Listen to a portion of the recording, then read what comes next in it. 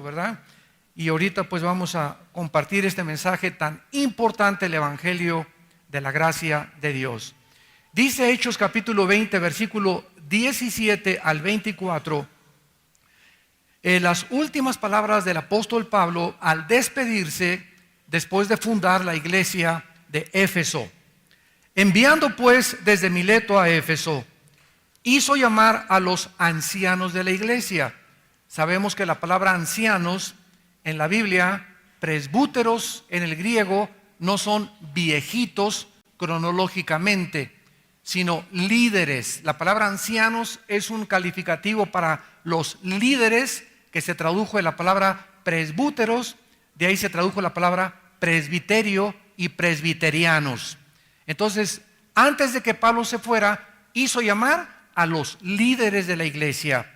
Cuando vinieron a él, les dijo: vosotros sabéis cómo me he comportado entre vosotros todo el tiempo, desde el primer día que entré en Asia, sirviendo al Señor con toda humildad, con muchas lágrimas y pruebas que me han venido por las acechanzas de los judíos. Y como nada que fuese útil, he rehuido de anunciaros y enseñaros públicamente y por las casas, testificando a judíos y a gentiles acerca del arrepentimiento para con Dios y de la fe en nuestro Señor Jesucristo. Ahora, he aquí, ligado yo en espíritu, voy a Jerusalén, sin saber lo que allá me ha de acontecer, salvo que el Espíritu Santo por todas las ciudades me da testimonio, diciendo que me esperan prisiones y tribulaciones. Por eso no voy a ir. ¿Eso dice? No, ¿verdad? Pero de ninguna cosa hago caso. Escuchemos con pasión y con reflexión estas palabras. De ninguna cosa debemos hacer caso, ni estimar nuestra vida preciosa para nosotros mismos. ¿Por qué? Con tal, dice Pablo, que acabe mi carrera con gozo. O sea, no se trata de llegar a los 60, 70, 80 años de edad amargados, sino llegar a los 60, 70 hasta el final de nuestra vida, que ese gozo permanezca continuamente durante toda nuestra vida cristiana, porque el gozo del Señor es nuestra fortaleza. En el momento en que dejamos de disfrutar la vida y nuestra relación con Dios, comenzamos a marchitarnos, porque la fortaleza que tenemos para seguir viviendo viene del gozo que mantengamos continuamente con Dios. Con tal que acabe mi carrera con gozo y el ministerio del Señor Jesús. Y este es el tema de nuestra conferencia en esta mañana, para dar testimonio. ¿Cuál era la misión principal de Pablo? Dar testimonio del Evangelio de la gracia de Dios. Es el título de nuestra conferencia, el Evangelio de la gracia de Dios. Damas y caballeros santos de Dios, no existe en ninguna de las religiones del mundo, en ningún sistema filosófico, en ningún hombre escritor o poeta o pintor o escultor que jamás haya podido entender ni conocer lo que significa una palabra que se encuentra en la Biblia, que es gracia. La palabra gracia no se encuentra en ninguna religión.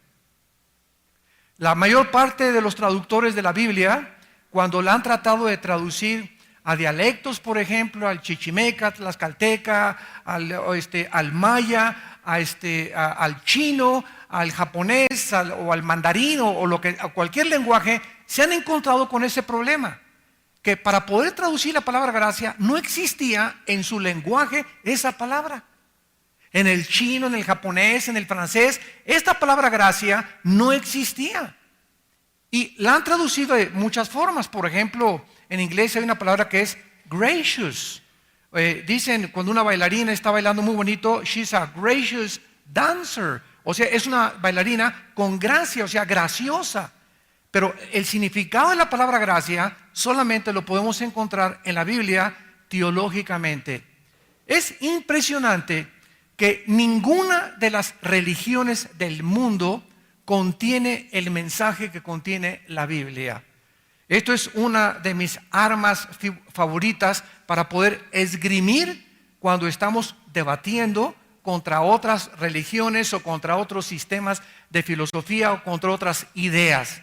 Cuando tenemos a personas como mormones o tenemos testigos de Jehová o tenemos hindúes o del Zoroastro o del Islam o del hinduismo, de cualquier religión que podamos mencionar, nunca podemos encontrar que entre todas estas religiones puedan saber lo que es la palabra gracia.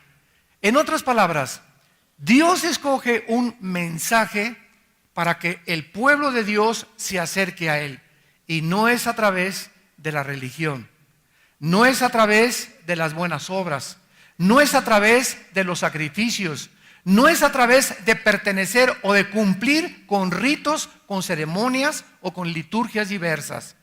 Dios escoge un mensaje, y en este mensaje que se llama el Evangelio, que significa las buenas noticias, ahí se encuentra en el mensaje el poder de Dios para cambiar a una persona. Entonces, el ser humano, al desconocer este mensaje que viene del cielo, ningún otro hombre lo ha tratado de difundir porque no ha podido. Hemos difundido, pues vamos a tener esa religión. Todas las religiones salvan, todas las religiones llevan a Dios. Cumple con tu religión o sé buena persona, no le hagas mal a nadie y podrás entrar al cielo. Es el mensaje de Mahatma Gandhi, de Confucio, de Buda, de todos estos buenos hombres que desconocían el verdadero camino a Dios. Pero cuando venimos a la Biblia, esta es la singularidad, la peculiaridad. Lo único que podemos encontrar en la Biblia es un mensaje diferente a todas las religiones del mundo. Y es precisamente las buenas noticias que Dios nos trae del cielo cuando envió a Jesucristo a morir en una cruz. Vengo a salvarlos y a decirles lo siguiente: este es el mensaje que traigo del Padre. Dios te quiere perdonar a pesar de todo lo que tú hayas hecho. Que fuiste un narcotraficante, que mataste a 25 personas, que ahorcaste a 40 personas, que te dicen el Hitler de Zacatepec, que te dicen la Leona de Lerma, que no importa el epíteto, el calificativo, las maldades que hayas hecho. Quiero decirte, dice el mensaje de la Biblia, que tú puedes, a pesar de todo lo que hayas hecho en tu vida, entrar al cielo. ¿Cómo? Es la pregunta. Solamente por la gracia y el poder de Dios, si tú crees el mensaje que la Biblia nos da del Evangelio de la gracia de Dios. Hace algunos años, cuando estábamos en el reclusorio sur, no estaba yo preso desde luego, teníamos ya más de 25 años en las prisiones con un ministerio de estudios bíblicos. Y yo estuve durante mucho tiempo dando estudios en Santa Marta Catitla, en la Penitenciaría Federal y en el Reclusorio Sur. Y recuerdo en una de las conferencias que yo di sobre el hijo pródigo, que vi un muchacho joven, no más de 30 años, que estaba hasta atrás del auditorio, porque inclusive en Santa Marta Catitla nos construyeron el mismo gobierno federal una iglesita, una capilla dentro de la iglesia, al ver el resultado que teníamos de conversiones. Y de cómo los presos verdaderamente era lo único que podía transformar y rehabilitar sus vidas. Porque un sistema penitenciario está demostrado en la experiencia, no cambia a nadie. Son escuelas del crimen. Entonces, ¿qué es lo que realmente cambia a una persona? El mensaje del evangelio. Este muchacho estaba hasta atrás, sentado, llore y llore. Y al acabar la conferencia, se acercó a mí y me preguntó: oiga, pastor, quiero hacerle una pregunta. ¿Usted cree que después de lo que usted dijo del hijo pródigo, me pueda perdonar a mí? Y le dije: ¿pero por qué me preguntas eso? Y me dice: pues yo debo 25 vidas, antes de los 30 años de edad. A los 14 años, me dicen, me alquilé como gatillero en Veracruz. Después me alquilé como guardia de seguridad de un político famoso. A los 20 años yo ya llevaba 5 o 6 muertitos. Y después, a los 25 años de edad, me mandaron a México a matar a otra persona. Y cuando iba en el periférico en México, tuve un accidente y saqué una pistola y maté a la persona que se me atravesó en el carro, porque venía tenso, venía estresado, venía enojado, en mi vida un odio tremendo contra todo lo que es autoridad. Y me agarró la policía y estoy aquí en la cárcel por un crimen, pero debo 24 anteriores. Y entonces le dije: ¿sabes una cosa? Si tus pecados fueren como el carbón, como la blanca lana vendrán a ser. Y me dice: pero no es posible. ¿Cómo Dios me puede perdonar habiendo yo sido tan malo? Y le contesté lo que el mensaje del evangelio les proclama ahora a todas las naciones. Le dije: fulano de tal, Dios te perdona, no porque hayas hecho nada bueno, ni porque hayas hecho muchas cosas malas. Te perdona por su gracia. Esta es la gracia de Dios. Esta es la gracia de Dios.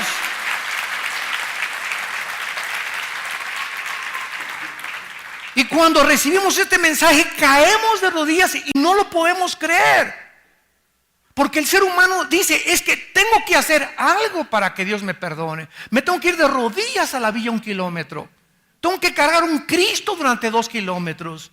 Tengo que golpear mi cuerpo para poder matar los pecados que he hecho. Y el mensaje de la Biblia no es ese. El mensaje de la Biblia es que un hombre en una cruz pagó por ellos. Y si nuestros pecados fueran negros como el carbón, como la blanca lana vendrán a ser por la gracia de Dios. ¿Qué es la gracia de Dios? Es el poder de Dios para perdonarnos sin que lo merezcamos. Porque si nosotros tuviéramos algún mérito para que Dios nos aceptara, la muerte de Cristo fue un desperdicio en la cruz. Dios no hubiera enviado a su Hijo a morir en una cruz. Cristo en el huerto de Getsemaní no hubiera comenzado a sudar sangre que transpiró por sus tejidos subcutáneos y gritó: Padre, si es posible, no permitas que yo beba esta copa.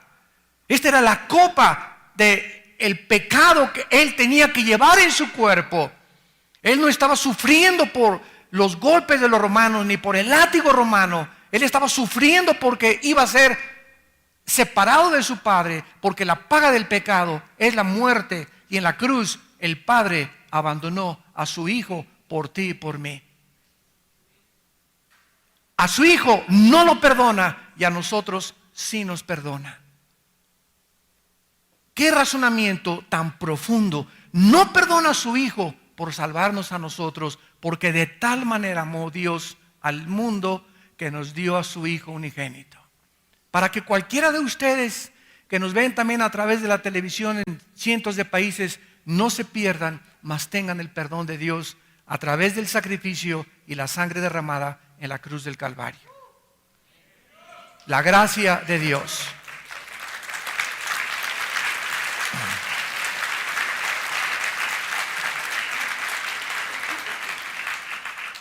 Una vez que el cristiano entiende que somos poseedores de un mensaje subliminal, sobrenatural, poderoso, debemos entender que cuando Dios nos salva y nos perdonó todos esos pecados, porque ninguno de aquí le decían San Crisóstomo, ni Santa Clodomira. Todos éramos pecadores por cuanto todos pecamos y todos estamos alejados de la gloria de Dios.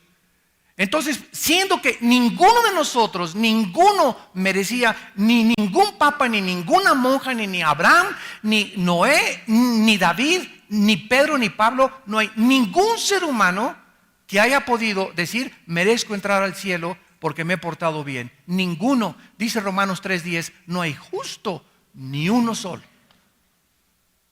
Entonces no tenemos ninguno de qué gloriarnos. Nadie puede decir, soy mejor que esa prostituta, soy mejor que ese muchacho que se tatuó. Yo no me he tatuado, pero soy mejor que él porque estoy limpio en mi cuerpo. Dios no ve el tatuaje, ve el corazón dentro de tu alma. Y eso fue lo que los religiosos judíos comenzaron a predicar, que eran las apariencias por afuera, cuando parecían sepulcros blanqueados. Se comparaban, es que cuando Cristo se acerca a una pecadora, una prostituta, a lavarle los pies, miren nada más, este dice que es el Hijo de Dios y permite comer y sentarse y que una prostituta le lave los pies. Jesucristo les contesta, no he venido para sanar a los que se creen que son sanos, he venido para sanar a los pecadores, de los cuales, dijo Pablo, yo soy el primero. Entonces, cuando entendemos esto, de que éramos pecadores condenados eternamente, si Dios no hubiera intervenido en el espacio y en el tiempo, hubiéramos perdido nuestra alma. Al entender esto y al recibir a Cristo como nuestro Salvador, entendemos que el cristianismo no es venir a la iglesia simplemente el domingo y sentarse en una silla y escuchar un buen mensaje, como si entras al cine, las palomitas, la Coca-Cola, no ves a nadie, no saludas a nadie, vienes a que te entretengan. Vienes a la iglesia a alimentarte, pero al salir de la iglesia, todos tenemos la misión que tenía Pablo. Tenemos que dar testimonio de esta gracia a tu primo, a tu amigo en la gasolinera, al vendedor en la tienda Oxxo, al chofer del camión, a la enfermera, al médico, a tu compañero en tu bufete de abogados. Tenemos un mensaje porque dice la Biblia en Hechos 1:8, recibirán poder. Ese poder es la gracia de Dios. Dios nos pone su gracia dentro de nosotros. Hemos sido llenados de la gracia de Dios y del poder de Dios para ser testigos. Y me serán testigos cuando el Espíritu venga sobre sus vidas. ¿Quieres tú saber y tener la seguridad hoy de que eres cristiano? Ya dejé de fumar, ya dejé de tomar. Los mormones nos ganan porque ni café toman. Entonces, no es por las cosas que hayamos dejado o ya soy mejor, no es por eso. Una de las verdaderas evidencias de una persona que realmente es cristiana es que el cristiano que realmente es cristiano y que ha recibido el Espíritu Santo no deja de hablar de Cristo. Si tú me dices, bueno, yo recibí a Cristo en un desayuno, pues qué bueno, y recibí a Cristo hace 1 año o 2 años, o tengo 3 años viniendo a la iglesia, y en estos 3 años o 2 años que tú dices que eres cristiano, a ningún alma has ganado, a nadie le has hablado de Jesucristo. Cuando conoces a una persona, no tienes la intención de hablarle de Él. No hay una pasión en tu vida por comunicar este mensaje, porque todas las personas a nuestro alrededor están perdidas. Tus empleados domésticos, tus compañeros de trabajo, la secretaria, tus amigos en la escuela. Vivimos en un mundo perdido por el pecado. Todos o son homosexuales, o son borrachos, parranderos, o jugadores, o mentirosos, o hipócritas, o fornicarios, o adúlteros. Vivimos en un mundo de pecado y nosotros fuimos sacados de ese mundo para regresar a ese mundo con una luz. Y decirle, yo estaba perdido y he sido encontrado. Antes estaba ciego, ahora veo. Ahora estaba lejos de Dios, ahora he sido encontrado. Y ese testimonio nadie lo puede negar. Nadie. Oye, pero cuéntame, yo solamente te digo lo que dijo en el capítulo 9 de Juan, el ciego. Yo solamente sé que era ciego y ahora veo. ¿Y quién te dio la vista? Un hombre que se llama Jesús de Nazaret. Ahora me doy cuenta el daño que le hacía a mi esposa. Ahora me doy cuenta el daño que le hacía a mis hijos. Ahora me doy cuenta que Siendo ladrón no iba a acabar bien en la vida. Siendo mentiroso no me podía bendecir Dios. Robándole al gobierno y robándole en mis negocios no me podía Dios bendecir. Ahora he entendido eso. Ahora tengo la luz y ahora sé que es el camino de la santidad, el camino de la verdad y la justicia, donde Dios me prosperará a mí y a mi familia. Y es cuando viene el cambio radical que nos inflama el corazón para hablar de Dios, para hablar de Cristo, para compartir el mensaje de la gracia de Dios. Porque el Evangelio es el poder de Dios y la revelación de Dios. El Evangelio de la gracia de Dios es una de las revelaciones que el Espíritu Santo nos da para que nosotros seamos los embajadores de Dios. Ahora, a este Evangelio, a este mensaje, a estas buenas noticias, se le dan 3 nombres en la Biblia. Número 1, el Evangelio de Dios, Romanos 1:1. ¿Por qué? Porque este mensaje, estas buenas noticias, no vienen de la lotería, no vienen de Las Vegas, no vienen de que ya se acabó la pobreza o que ya se acabó los malos gobiernos o de un político o de un falso profeta o de un líder religioso. Estas buenas noticias vienen de arriba, del cielo. No es un mensaje humano.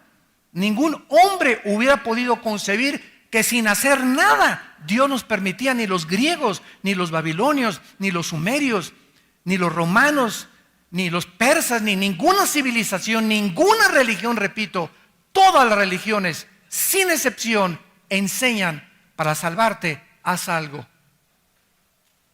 Buenas obras, pórtate bien, da tus diezmos. El miércoles ceniza, que te echen ceniza. El domingo ve a la iglesia y de lunes al sábado te portas como el diablo. Entonces, todas las religiones enseñan eso, pero cuando venimos a la Biblia encontramos que este libro no es una religión. Dios no bajó del cielo en Cristo para traernos otra más religión de las cientos de religiones que existen. La mujer samaritana, ¿se acuerdan en el capítulo 4 de San Juan? Era una mujer confundida, como muchos de ustedes están confundidos. ¿Qué le dijo a Cristo la mujer samaritana? A ver, mis padres me dijeron que en esa iglesia, ustedes dicen que en aquella, otros dicen que en aquella, otros dicen que en aquella. Y la pregunta humana es, oye, ¿qué religión tiene la verdad? No pueden todas tener la verdad, porque la verdad sería relativa.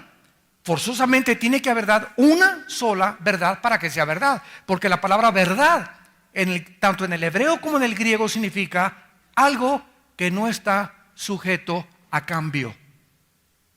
La verdad es algo que no puede sufrir cambios. Y como las verdades científicas están sujetas a cambios, no puede haber verdad en la ciencia. La ciencia tiene verdades relativas. Hace 15 años, en el libro de astronomía, Plutón estaba considerado un planeta. Hace 3, 4 años sacaron a Plutón de los libros de astronomía porque no requiere las condiciones para que sea un planeta. Plutón ya no es considerado en la astronomía un planeta. En 1949, un hombre llamado Jacques Cousteau, oceanógrafo francés, metió un aparato dentro del mar, un dispositivo, lo sacó y apuntó en su bitácora. Concluimos científicamente los oceanógrafos que dentro del mar no hay transmisión de sonidos.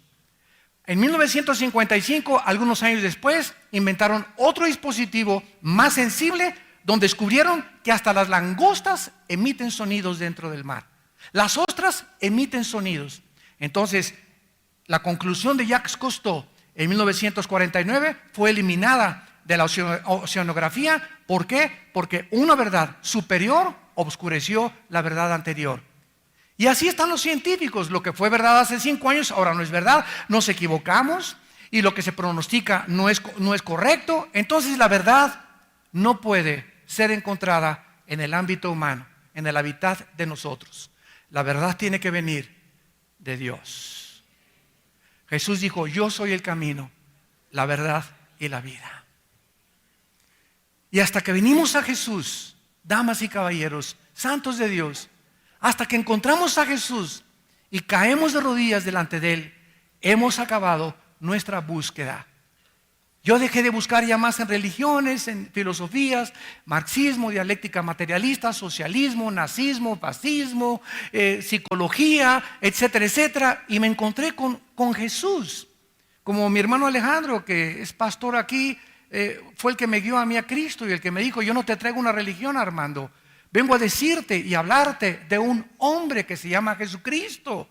Las religiones son inventadas por los hombres. Cuando vienes a Cristo no vienes a una religión, vienes a un hombre, a tener una relación con Él. Un hombre que resucitó de los muertos, que dijo que venía del cielo a pagar por nuestros pecados y que quiere entrar en tu vida en la forma del Espíritu Santo para que tú ahora te conviertas en su seguidor, en su discípulo, y al mundo le hables las glorias y las maravillas que Dios ha hecho en tu vida, en tu matrimonio y en tu familia.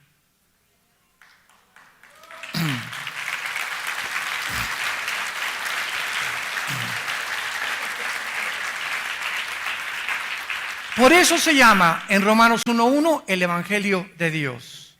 Recuerden, la palabra evangelio significa buenas noticias. En segundo lugar, es el Evangelio del poder de Dios. Romanos 1:16. Porque el Evangelio es el poder de Dios. Ahí se encuentra, en estas buenas noticias, en esta comunicación verbal que estamos anunciando, ahí Dios, en su soberana voluntad, determinó que se encontrara su poder. Y esto es ahora, a través de los años, comparado con la ciencia, asombroso. Porque ahora hemos descubierto de qué manera toda la luz viaja en ondas, el sonido viaja en ondas. Mi voz ahorita está siendo grabada, capturada en un aparato que se llama la grabadora, y a través del electromagnetismo sacan un cassette, y ese cassette, ahí va mi voz. Prendes un radio y lo que están diciendo en Francia lo estás oyendo, que viaja por el mundo en las ondas electromagnéticas y llega a este aparatito y se convierte en sonido. Tengo un iPhone y escribo un texto de Francia a México y les pongo estoy aquí, y a los menos de 5 minutos me contestan cómo viajó, sin tener ningún alambre, de Francia a México, cómo viajó el texto para que fuera recibido en México. ¿Sabes una cosa? Ni tú ni yo lo entendemos, y así quieres entender a Dios. Jesús dijo: no entienden las cosas terrenales, ¿cómo pueden entender las cosas celestiales? Una vez un hombre me dijo: oiga, hermano, yo no puedo entender cómo Dios puede oír 6 millones de oraciones al mismo tiempo en el mundo. Porque ahorita estamos orando, bueno, tal vez 3 millones de personas estamos orando al mismo tiempo. ¿Cómo puedo oír todas esas cosas, Dios? Yo le contesté: ¿cómo puedes tú ahorita prender la televisión y ver en el CNN, en las noticias, lo que está pasando en la China y en el África? Explícamelo. No, chepo. ¿Me puedes tú explicar cómo es posible que Dios, en el ADN, en el código genético hereditario que contenemos en cada una de las billones de células del cuerpo humano, cómo puede encontrarse en cada célula del cuerpo humano un software, una información codificada, donde en cada célula del cuerpo humano están los secretos para clonarme, para que contiene mi sangre, contiene mi estatura, para poder reproducirme otra vez? En cada célula de mi cuerpo se encuentra la información genética codificada de lo que somos. Increíble. ¿Cómo es posible que en el mundo de las abejas haya la obrera, los zánganos y la abeja reina? La obrera dura un día. El zángano, en el momento en que se cruza con la abeja reina, se muere. La abeja reina dura un año. Ahora, ¿cómo es posible que en este mundo de las abejas, ellas, las obreras, sepan exactamente cómo construir un panal como un octágono, cuando ahora los arquitectos más famosos del mundo han descubierto que la forma octagonal, geométricamente, es la forma donde más cavidad puede tener o donde más espacio puede existir el mismo aire? ¿Quién les puso a las ovejas? Ahora, ¿de dónde sacan la cera las ovejas? ¿Te lo has preguntado? Pregúntaselo a Walter Mercado si quieres. Las abejas tienen aquí en su pancita un músculo que Dios les puso donde produce la cera. Y el panal de abejas es de cera. Y cada una oveja, para poder polinizar y para poder traer 1 miligramo de cera, necesita viajar más de 50,000 kilómetros. Una sola abeja. Qué impresionante que las hormigas tengan un sentido de cohesión, de responsabilidad y de trabajo. ¿Quién le dice a cada hormiguita dónde poner la piedrita? Velas ahí, ¡tum! Y cada quien sabe dónde ponerla. No se amontonan así y construyen un castillo las hormigas. Y hay un jefe entre las hormigas hasta abajo, que es también la hormiga, la reina. ¿Cómo es posible que haya una responsabilidad? Porque son responsables, cada quien sabe lo que tiene que hacer. Y además hay un conjunto de unidad entre ellas. ¿Quién dirige todas estas cosas? En el minúsculo cerebro de una hormiga y de una oveja, ¿quién les puso esta información? Díselo a tu maestro ateo evolucionista. La evolución, cabeza de plátano. Impresionante, los colibríes, la velocidad que tienen en sus alas, la velocidad de las 2 alas de las abejas en cada lado, que las mantiene para poder polinizar. Ahora, si no existiera la polinización, no tendríamos almendras, no tendríamos brócoli, no tendríamos jitomates. Si se acaban las abejas, se acaban los vegetales. Todo está interrelacionado en el mundo de la naturaleza. Y cuando vemos todas estas cosas que Salomón en Proverbios y en su libro de Eclesiastés examinó en el mundo, las hormigas, las abejas, etcétera, etcétera, se maravilló.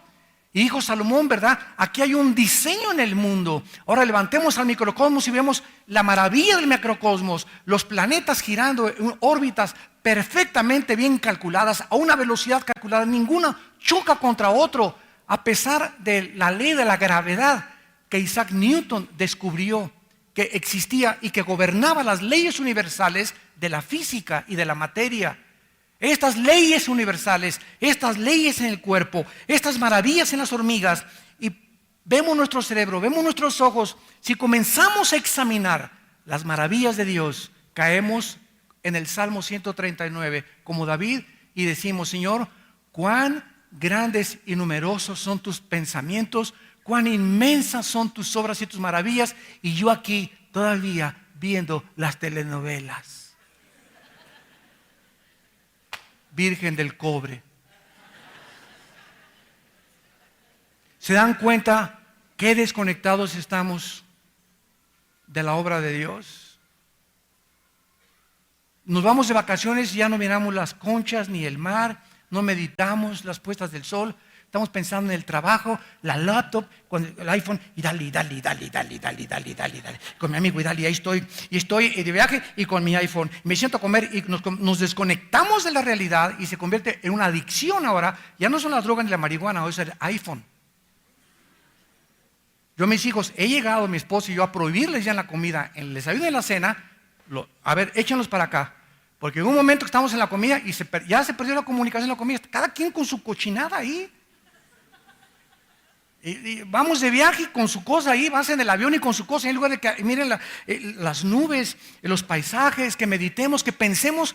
Estas cosas las usamos para el extremo. Qué maravilla es el iPhone, pero todo lo llevamos al extremo, porque no tenemos la sabiduría para usar ni el alcohol, ni el sexo, ni las fiestas, ni el matrimonio, ni nada, porque no tenemos a Dios.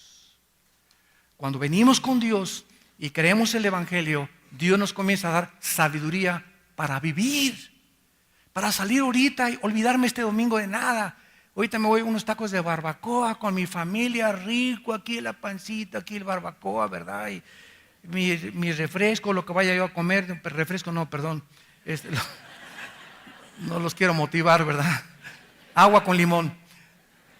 Y disfrutar el día, ¿verdad? Llegar en la tarde, ver un programa de televisión cristiano, acostarme, cantar antes de acostar con las alabanzas, la Biblia, leer la palabra de Dios, meditar, acostarme como un angelito. Mañana tengo muchos problemas, tengo muchas cosas que resolver, pero Padre, recuerdo tu orden. Siempre yo me acuesto con este pensamiento: Padre, recuerdo tus órdenes, porque es una orden: por nada estén afanados. Sobran cosas para acostarnos y esto y el otro y esto. Sobran miles de cosas, y si nos concentramos en esos pensamientos, ¿y qué solución le voy a dar a esto? Y este problema, si nos concentramos en eso, escuchen, estamos en incredulidad. Porque dice la Biblia: no seas sabio en tu propia opinión, confía en Jehová y haz el bien y te apacentarás de la verdad. Proverbios 3 del 1 al 5.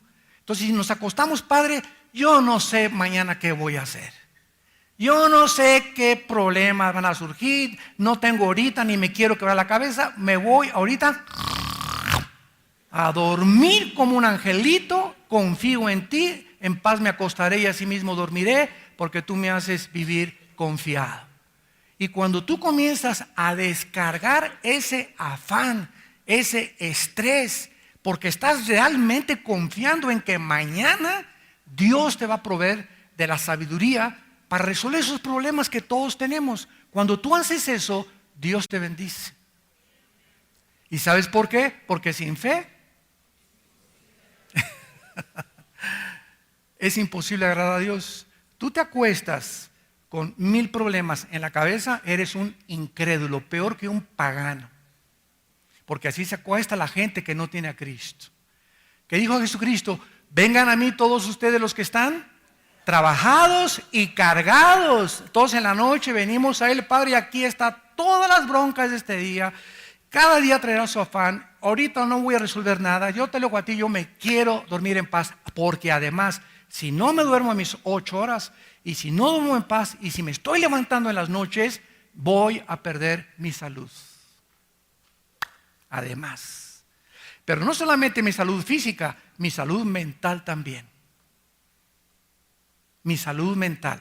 Ya está comprobado también por la misma psicología, la psiquiatría, etcétera, etcétera, que el estrés, el estado de amargura, de ansiedad, de preocupación, de incredulidad, de afán, y esto enferma totalmente la mente. Ya te bloquea a que el Espíritu Santo puedas tú discernir qué es lo que Dios quiere para tu vida. Vienes a la Biblia y ya no la entiendes porque estás lleno de problemas que crees que tú los puedes solucionar.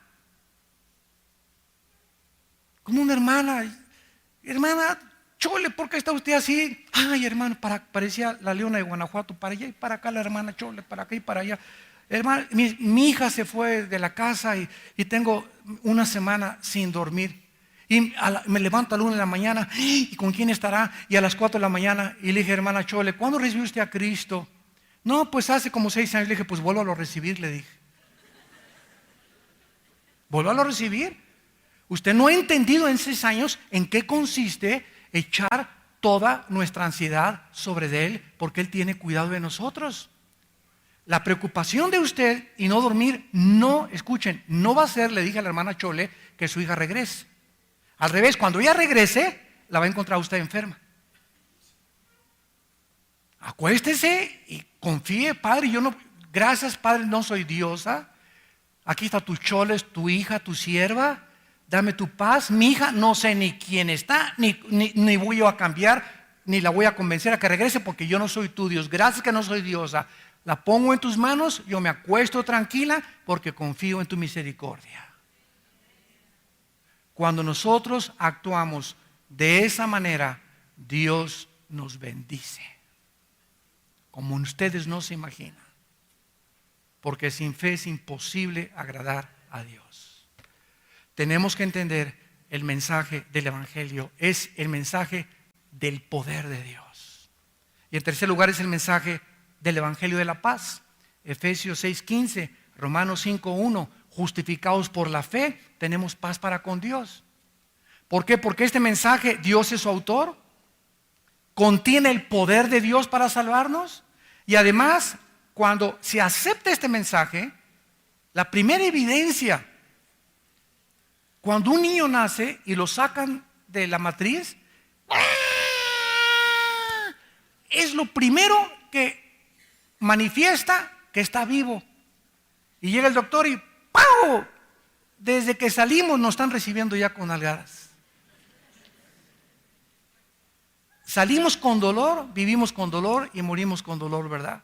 Como las chispas saltan en el aire, dice Job, así nace el hombre para la aflicción. Entonces la nalgada, ¿verdad?, lo hace al niño reaccionar, pero nacemos. Ahora, el primer síntoma cuando nacemos de nuevo, mi segundo mensaje hoy en la otra conferencia va a ser cómo nacer de nuevo, el nuevo nacimiento. La primera evidencia, ¿verdad?, es que cuando una persona nace de nuevo, una persona comienza a hablar de Dios y a orar, a platicar con Dios. Es el primer síntoma.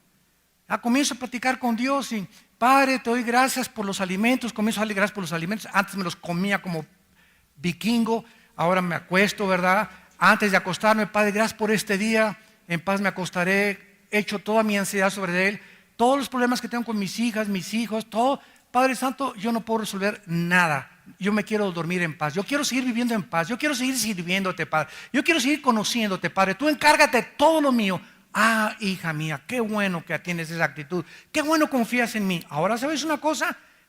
Como resultado de tu fe, voy a poner en acción mi poder.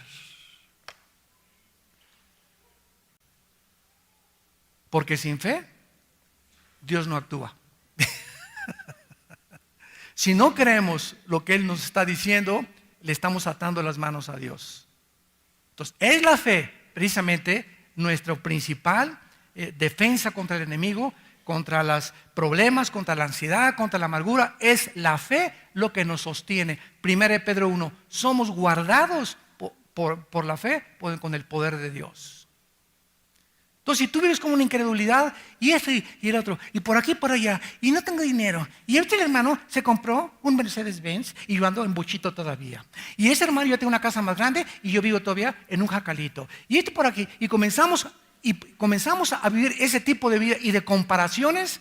Dios se hace a un lado y nos dice, malagradecidos, porque tienes vida, tienes familia, tienes hijos, tienes un petate donde echarte todas las noches, tienes totopos para comer, no estás en un hospital, no tienes cáncer todavía. Así es que cuidado, demos gracias a Dios en todo. Primera de Tesalonicenses 5:18, porque esta es la voluntad de Dios para con nosotros.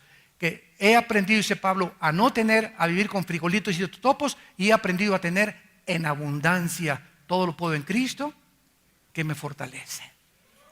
Es el evangelio de la paz de Dios.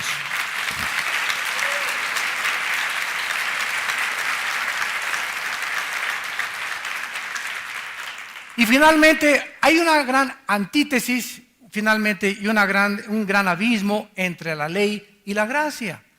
El Antiguo Testamento fue la ley, el Nuevo Testamento la gracia. Esto no significa, cuidado, ojo, no significa que en el Antiguo Testamento no había gracia.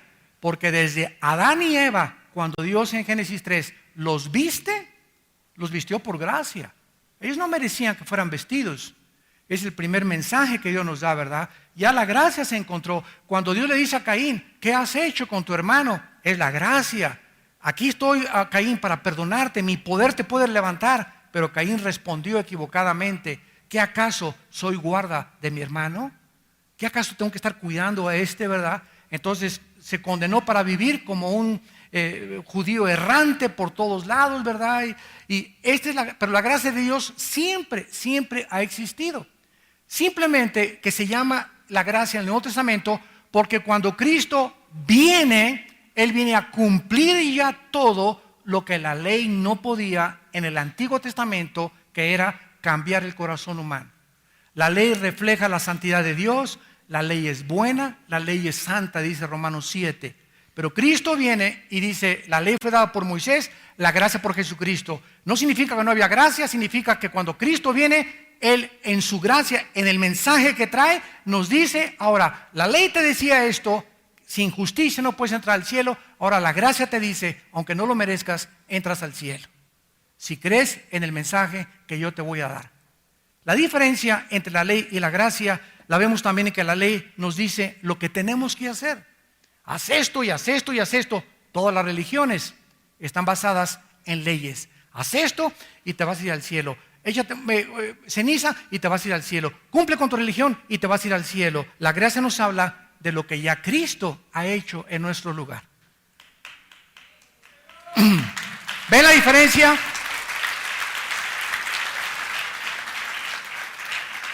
Los que están bajo la ley te dicen, no pongas árbol de Navidad, porque los árboles son paganos de Babilonia. Eso es lo que te dice la ley. Y la gracia te dice por el otro lado, ¿sabes una cosa? Aquí está mi arbolito, jingle bells, jingle all the way, con esferas y todas esas cosas, gozosos en el Señor, ¿verdad? Es un símbolo simplemente, sabes que Cristo no nació en Navidad, y no es una tradición pagana, porque no le estoy colgando ni diablos, ni el anticristo le estoy colgando, ni nada al árbol de Navidad, ¿verdad? Y por el otro lado, la persona que no puso el árbol de Navidad, no la puso, y cree que porque no lo puso, va a ser aceptado por Dios. Y no somos aceptados por Dios por lo que hacemos, sino por lo que creemos. Y el reino de Dios, Romanos 14, no consiste en bebidas, en comidas, en que si hago y que si no hago, que si guardo el sábado, que si guardo el domingo, que si pongo árbol de Navidad, que si me tatúo, que si no me tatúo, que si me pongo un arete aquí, que si no me pongo aquí. Tú puedes traer aquí 5 aretes y ser más santo que uno que no trae nada. Entendamos esto, no somos juzgados por lo que hacemos, sino por lo que creemos. Entonces, esta familia que puso árbol de Navidad están gozosos y tranquilos y oraron, y los otros, ¿verdad? No pusimos árbol de Navidad. Era amargado el viejo ahí en su casa, pero no puso árbol de Navidad. Y ya por eso es aceptado por Dios. Qué grande equivocación, ¿verdad? Entonces, ¿qué es lo que mira Dios? ¿Los que pusieron árbol o que no pusieron árbol? Pues regresamos a la ley. Dios ahora ve el corazón. Que en Navidad estemos contentos y gozosos, porque en eso consiste el reino de Dios, en paz y gozo en el Espíritu Santo. Mientras tú tengas eso en tu vida, Dios está contento con tu hijo, porque Dios ve el corazón, no si pones o no pones, si adoras el sábado o el domingo o el lunes o el martes. Otro hombre me dijo un día, ustedes los cristianos violaron el mandamiento que el día de reposo deben de guardar. Y le dije, ¿tú cuándo lo guardas? El sábado. Y le dije yo, el sábado, el domingo, el lunes, el martes, el miércoles, el jueves. Le dije, te gané.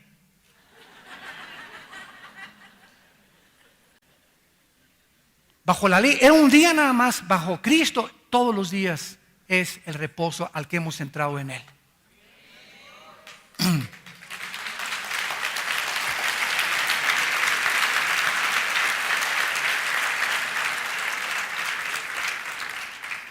Y finalmente, el Evangelio es la manifestación del poder de Dios para salvación a todo aquel que cree. La evolución quiere sustituir el nuevo nacimiento, la psicología, los problemas de la mente en lugar de la Biblia, la autoestima, la dependencia que debemos tener de Dios.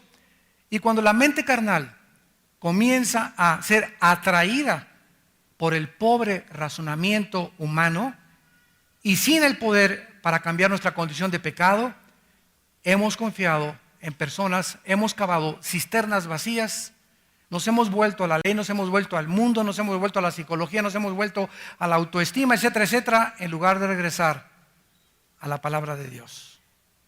Y todos estos son sustitutos para poder tratar de hacer a un lado la Biblia y creer que hay algo más que necesitamos. Pero la gracia sí funciona. Es mucho más buena que una sonrisa natural del Dalai Lama o un sentimiento de lástima, porque la gracia nos redime, nos trae esperanza y nos transforma. Ninguna religión, ninguna obra te pueden cambiar el corazón.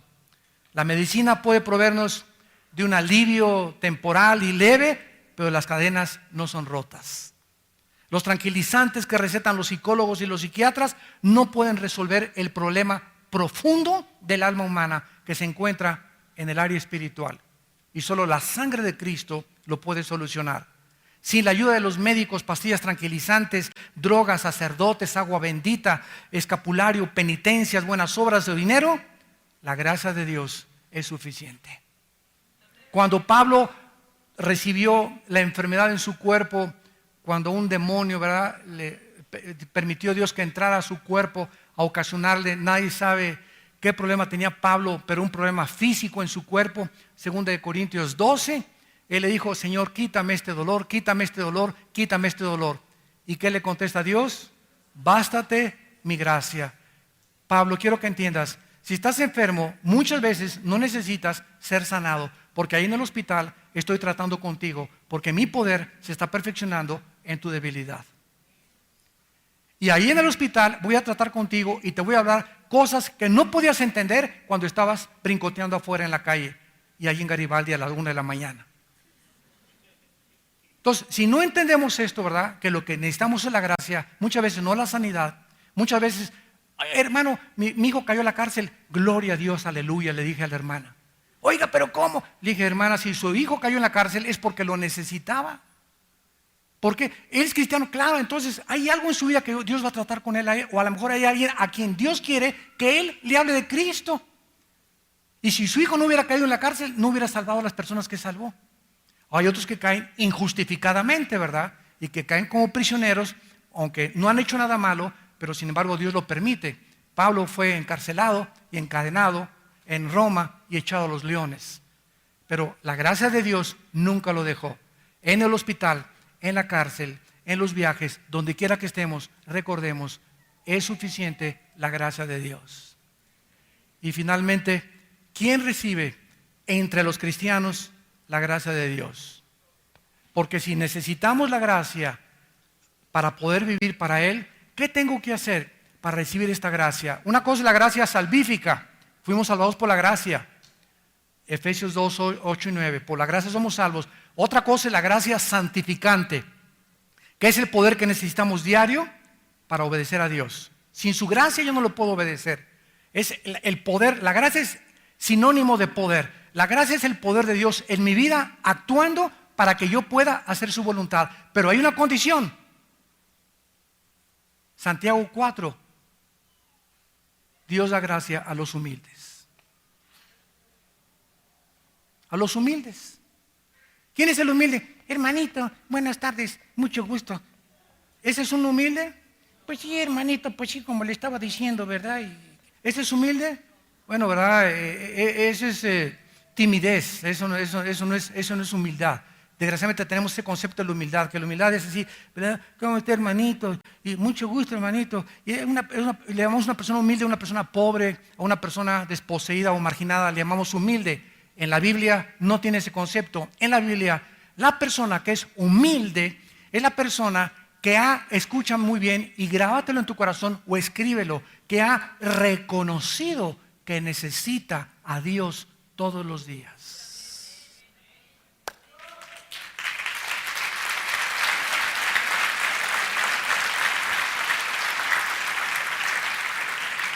Si yo me levanto mañana y no leo la Biblia, ni tengo tiempo con Dios, y me acuesto igual, y hay una semana, 2 semanas sin tener yo contacto con Dios, ¿qué es lo contrario a humildad? Soberbia. ¿Por qué estoy haciendo estas cosas? Porque soy un soberbio. Creo que no necesito a Dios. Es la soberbia. No necesito depender de Él para tomar, yo puedo en mi trabajo tomar decisiones, yo puedo hacer esto sin la ayuda de Dios. Sin que yo le diga, sin la ayuda de Dios, al no estar en contacto con la Biblia y no tener una vida o devocional continuo y orgánico con el Hijo de Dios, estoy manifestando soberbia, porque creo que yo puedo por mí mismo sostenerme. Pero cuando Dios ve que diario en la mañana lo buscas, en la madrugada, que vienes a la palabra de Dios, que la memorizas, que te acuestas con la Biblia, ¿sabes una cosa? La gracia de Dios va a ser derramada en tu vida como no te imaginas, y todo lo que hagas prosperará.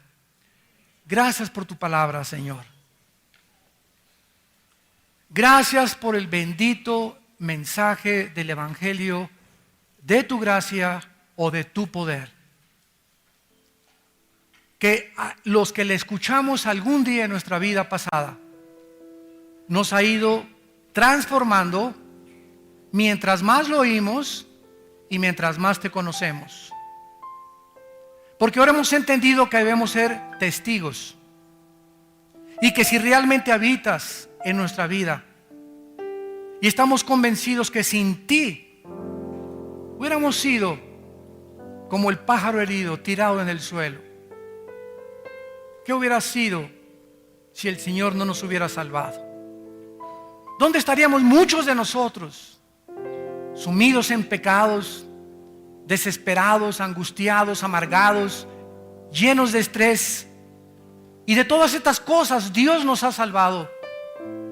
Y muchos de ustedes que nos escuchan aún no han entrado al reposo de Dios, siendo cristianos, por no comprender el mensaje de la gracia y del poder de Dios.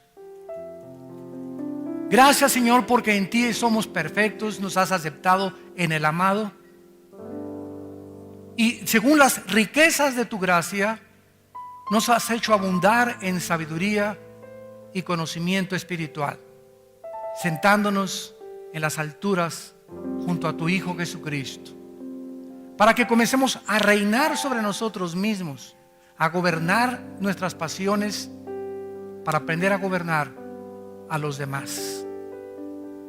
¿Qué tengo que hacer? Me preguntarás, si tú eres una persona y nos ves por la televisión que aún no tienes esta gracia de Dios, ni has experimentado este poder de Dios.